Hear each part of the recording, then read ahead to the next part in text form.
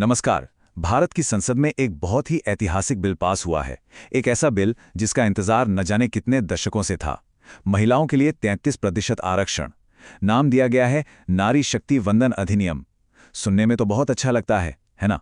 लेकिन जश्न के साथ साथ एक बहुत बड़ा सवाल और एक विवाद भी खड़ा हो गया है। बिल तो पास हो गया, पर लागू कब होगा? और बस यहीं पर आकर सारा का सारा मामला उलझ जाता है। तो सवाल अब यही है कि ये जो 33% आरक्षण है, क्या ये वाकई एक वादा है जो पूरा हो गया, या फिर ये एक और बहुत लंबा इंतजार है?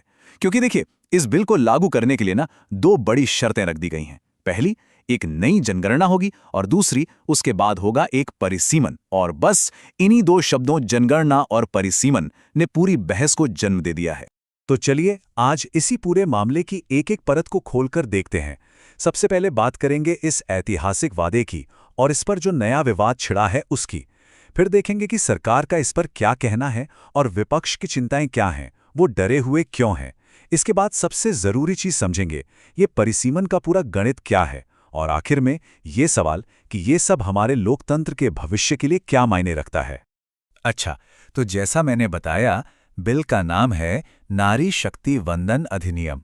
मकसद सीधा और साफ है, लोकसभा और राज्यों की विधानसभाओं में महिलाओं के लिए 1/3 मतलब 33% सीटें रिजर्व करना।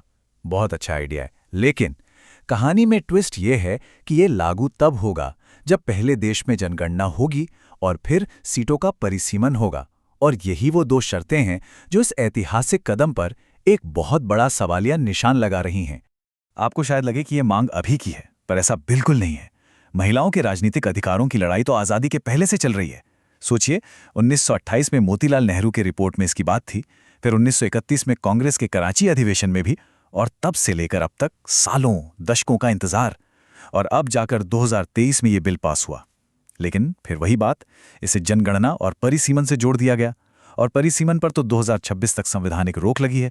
इसका सीधा सा मतलब यह है कि ये आरक्षण अगर लागू हुआ भी तो 2029 के लोकसभा चुनाव में, या शायद उसके भी बाद। तो अब ये समझना जरूरी है कि सरकार इन शर्तों के साथ ये बिल क्यों लाई। सरकार का पक्ष क्या है? उनका कहना है कि ये एक ऐतिहासिक और बहुत जरूरी कदम है। प्रधानमंत्री नरेंद्र मोदी का जो मुख्य तर्क है वो ये है कि ये नारी शक्ति को उनका अधिकार देने की बात है, और वो कहते हैं कि हम कोई भी फैसला टुकड़ों में नहीं कर सकते। मतलब परिसीमन इसलिए जरूरी है ताकि जब आरक्षण लागू हो तो वो पूरी तैयारी और निष्पक्षता के साथ हो, जिससे किसी भी राज्य को ये ना लगे कि भाई हमारे साथ तो नाइंसाफी हो गई। तो सरकार के पक्ष को अगर हम कुछ पॉइंट्स में समझें तो वो ये हैं। पहला, ये देश की आधी आबादी यानी महिलाओं को सशक्त बनाने का एक ऐतिहासिक कदम है। दूसरा, इससे महिलाएं देश की पॉलिसी मेकिंग का हिस्सा बनेंगी।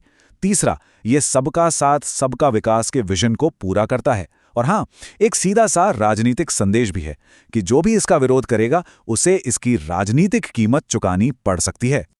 और देखिए, सरकार ने ये भी दिखाने की कोशिश की है कि ये मुद्दा राजनीति से ऊपर है। प्रधानमंत्री ने तो विपक्ष से यहां तक कह दिया कि मैं आपको क्रेडिट के लिए एक ब्लैंक चेक दे रहा हूं, आप क्रेडिट ले लीजिए, मुझे नहीं चाहिए। जाहिर है ये एक कोशिश थी कि इस पर कोई राजनीति ना हो और सब एक मत हों। चलिए अब सिक्के का दूसरा पहलू देखते हैं। विपक्ष की चिंताएं क्या हैं? वो क्यों कह रहे हैं कि ये बिल एक राजनीतिक हथकंडा या धोखा है? आइए उनकी आपत्तियों को समझते हैं। कांग्रेस सांसद प्रियंका गांधी का ये बयान विपक्ष के रुख को बहुत साफ कर देता है। उनका कहना है कि अगर चाणक्य आज जीवित होते तो वे भी इस राजनीतिक हथकंडे को देखकर हैरान रह जाते। मतलब विपक्ष का सीधा आरोप है कि ये बिल जितना सीधा दिखता है उतना है नहीं, इसके पीछे एक गहरी राजनीतिक रणनीति है। विपक्ष के तर्कों को देखें तो इसमें कई बातें हैं। सबसे पहला और सीधा सवाल, देरी क्यों? वो कह रहे हैं कि अगर आपकी नीयत साफ है तो 2029 का इंतजार क्यों करना? अभी जो 543 लोकसभा सीटें हैं उसी पर 33% आरक्षण लागू कर दो। दूसरा और शायद सबसे बड़ा डर परिसीमन को लेकर है। खासकर दक्षिण भारत के राज्यों को यह डर है कि उन्होंने जो अपनी जनसंख्या को कंट्रोल किया उसकी उन्हें सजा मिलेगी। तीसरा सवाल है ओबीसी सब कोटे का, कि ओबीसी महिलाओं के लिए अलग से आरक्षण क्यों नहीं है। और आखिर में इसे भारत के फेडरल स्ट्रक्चर यानी संघीय ढांचे पर एक हमला भी बताया जा रहा है। डीएमके सांसद दयानिधि मारन का ये बयान दक्षिण के इसी डर को आवाज देता है। वो कहते हैं बीजेपी का ये बिल दक्षिण और तमिलनाडु विरोधी है। हमें लगता है कि हमारी आवाज दबाई जा रही है। देखिए, चिंता बहुत गहरी है। डर ये है कि जब जनसंख्या के आधार पर सीटें दोबारा तय होंगी तो उत्तर भारत की सीटें बढ़ जाएंगी और संसद में दक्षिण भारत की आवाज कमजोर पड़ जाएगी। अच्छा, इस पूरी बहस में एक शब्द बार बार आ रहा है, परिसीमन या डिलिमिटेशन। तो अब ये समझना बहुत जरूरी है कि आखिर ये है क्या भला और इसके पीछे का गणित क्या कहता है। चलिए इसको थोड़ा आसान भाषा में समझते हैं। देखिए, बहुत सीधे और सरल शब्दों में कहें तो परिसीमन का मतलब है हमारे देश के चुनावी नक्शे को फिर से बनाना। जब जनगणना होती है तो पता चलता है कि किस इलाके की आबादी बढ़ी, किसकी घटी, तो उसी हिसाब से लोकसभा और विधानसभा सीटों की बाउंड्री को फिर से तय किया जाता है। मकसद ये होता है कि हर सीट पर वोटरों की संख्या लगभग बराबर हो। सिंपल। और यहीं से पैदा होता है वो सबसे बड़ा डर जो दक्षिण के राज्यों को सता रहा है।